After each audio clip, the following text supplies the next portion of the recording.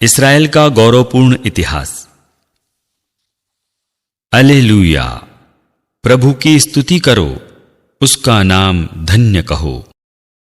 राष्ट्रों में उसके महान कार्यों का बखान करो, उसके आदर में गीत गाओ और बाजा बजाओ। उसके सब चमत्कारों को घोषित करो, उसके पवित्र नाम पर गौरव करो। प्रभु को खोजने वालों का हृदय आनंदित हो। प्रभु और उसके सामर्थ्य का मनन करो, उसके दर्शनों के लिए लालायित रहो। उसके चमत्कार, उसके अपूर्व कार्य और उसके निर्णय याद रखो।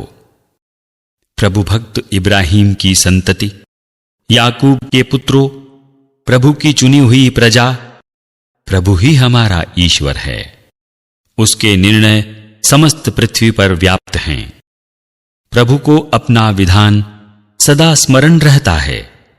हजारों पीढ़ियों के लिए अपनी प्रतिज्ञाएं, इब्राहिम के लिए निर्धारित विधान, इसहाक के सामने खाई हुई शपथ, याकूब को प्रदत्त संहिता, इस्राएल के लिए चिरस्थायी विधान। उसने कहा था, मैं तुम्हें कनान देश प्रदान करूंगा, वो तुम्हारे लिए निश्चित की हुई विरासत है। उस समय उनकी संख्या बहुत कम थी, वे मुट्ठी भर अप्रवासी थे। वे एक राष्ट्र से दूसरे राष्ट्र में, एक राज्य से दूसरे राज्य में भटकते फिरते थे। फिर भी प्रभु ने किसी को उन पर अत्याचार नहीं करने दिया। उसने उनके कारण राजाओं को डांटा। मेरे अभिषिक्तों पर हाथ नहीं लगाना, मेरे नबियों को कष्ट नहीं देना। उसने उस देश में अकाल पड़ने दिया। उसने जीवन निर्वाह के सब साधन नष्ट कर दिए। उसने उससे पहले एक मनुष्य को वहां भेजा।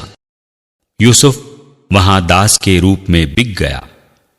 उसके पैरों में बेड़ियां डाली गईं और उसकी गर्दन में लोहे की जंजीरें।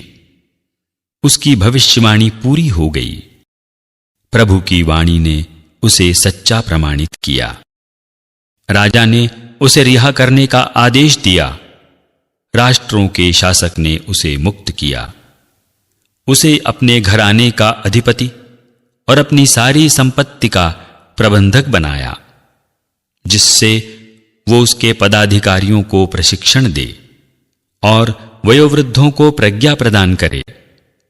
तब इस्राएल ने मिस्र देश में प्रवेश किया। याकूब हाम के देश में आप्रवासी के रूप में रहने लगा। ईश्वर ने अपनी प्रजा की संख्या बहुत अधिक बढ़ाई और उसे उसके विरोधियों से अधिक शक्तिशाली बनाया। उसने मिस्रियों का हृदय बदल दिया, जिससे वे उसकी प्रजा से बैर करें और उसके साथ छल कपट करें। तब उसने अपने सेवक मूसा को और अपने कृपा पात्र हारून को भेजा। इन दोनों ने मिस्र में प्रभु के चमत्कार दिखाए। हाम के देश में ईश्वर के अपूर्व कार्य संपन्न किए। उसने अंधकार भेजा और समस्त देश पर अंधकार छाया रहा, किंतु उन्होंने उसका कहना नहीं माना। उसने उनका जल रक्त में बदल दिया और उनकी मछलियों का विनाश कर दिया। उनका देश मेंढकों से भर गया। वे उनके शासकों के महलों में घुस गए। उसके कहने पर उनके समस्त देश पर डांस और मच्छर छा गए। उसने वर्षा के बदले उनके सारे देश पर ओले बरसाए और धधकती आग गिराई। उसने उनकी दाख और अंजीर की बारियों को नष्ट किया और उनके सीमांतों के पेड़ों को तोड़ दिया। उसके कहने पर टिड्डियां और असंख्य कीड़े मकोड़े उमड़ आए। इन्होंने देश भर की वनस्पतियों को खाया। इन्होंने धरती की फसलों को चाट डाला। उसने मिस्र के सब पहलौठों को, उनकी जवानी की पहली संतानों को मारा। तब वो अपनी प्रजा को सोने चांदी के साथ निकाल लाया। उसके वंशों में वहां एक भी नहीं छूटा। उनके प्रस्थान पर मिस्र आनंदित हो उठा, क्योंकि उस पर आतंक छा गया था। उसने उनकी रक्षा के लिए बादल फैला दिया और रात में प्रकाश के लिए आग। उनके मांगने पर उसने बटेरों को भेजा और उन्हें स्वर्ग की रोटी से तृप्त किया। उसने चट्टान को फोड़ा, जल फूट निकला और नदी की तरह निर्जल भूमि में बहने लगा।